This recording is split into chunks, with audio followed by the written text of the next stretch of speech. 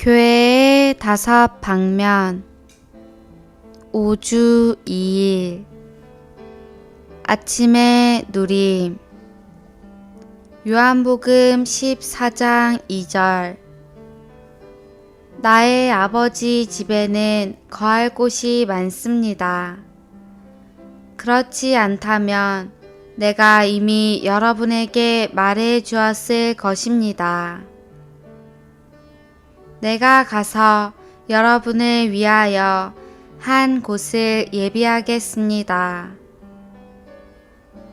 요한복음 14장 20절 그날에는 내가 아버지 안에 있고 여러분이 내 안에 있으며 내가 여러분 안에 있는 것을 여러분이 알 것입니다.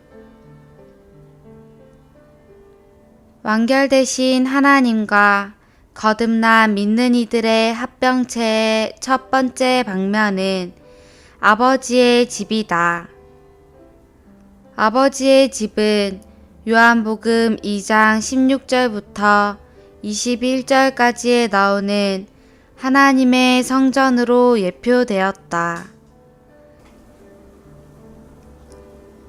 아버지의 집은 과정을 거치시고 완결되신 하나님과 그분의 구속되고 거듭나고 변화된 선민으로 조성된 신성하고도 인간적인 합병체이다.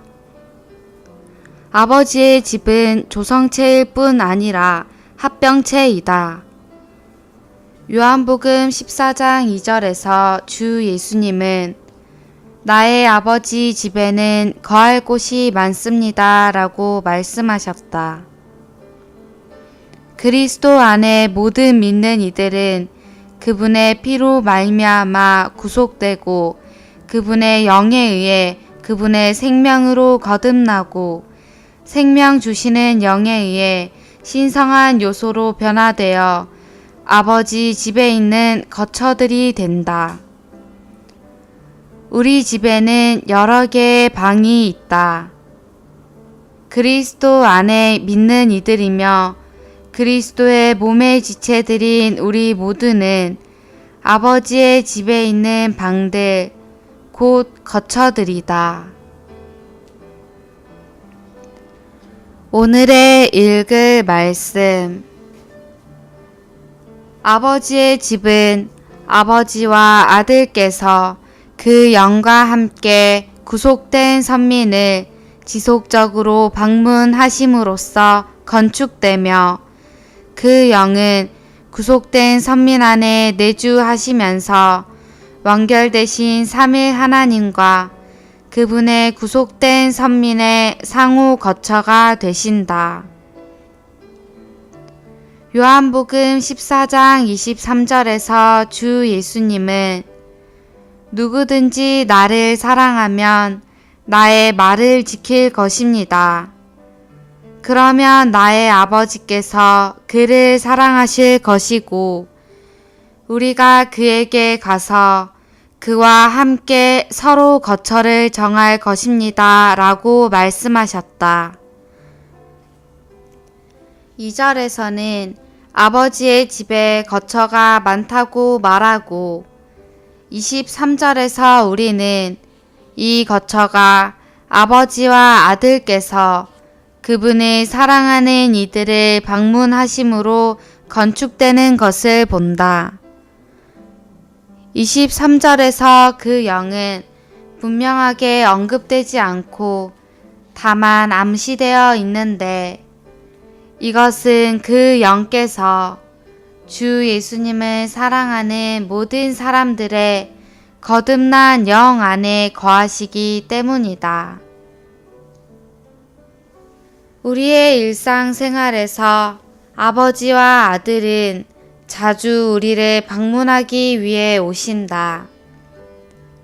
우리는 집에 있을 수도 있고, 직장에 있을 수도 있고, 학교에 있을 수도 있지만, 우리가 어디에 있든지 아버지와 아들은 우리 안에서 건축의 일을 하기 위해 우리를 방문하러 오시며 삼일 하나님과 우리의 상호 거처가 될 처소를 만드신다. 이것이 삼일 하나님의 지속적인 방문을 통해 아버지의 집을 건축하는 것이다. 아버지의 집의 목적은 첫째로 보이지 않으시고 비밀스러우신 삼일 하나님께서 이 땅의 사람들 가운데서 눈에 보이는 견고한 나타남인 교회를 얻으시는 것이다. 둘째로 아버지의 집의 목적은 과정을 거치시고 완결되신 삼일 하나님의 만족과 안식을 위한 것이다. 셋째로 아버지의 집의 목적은 또한 영원하시고 목적이 있으신 삼일 하나님께서 그분의 영원한 확장과 표현을 위해 그분의 영원한 목표인 새 예루살렘을 완결하는 그분의 영원한 경륜을 수행하시는 것이다.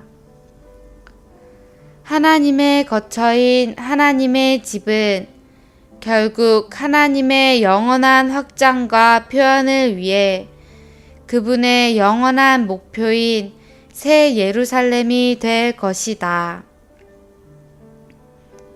아버지께서 거하시기 위한 아버지의 집은 하나님에게서 태어난 자녀들로 구성된 신성한 가족을 가리키고 또한 하늘에 속한 사다리가 하늘을 땅으로 가져오고 땅을 하늘과 연결시키는 장소인 베델 하나님의 집을 가리킨다. 아버지의 집은 또한 하나님의 집인 하나님의 성전이다.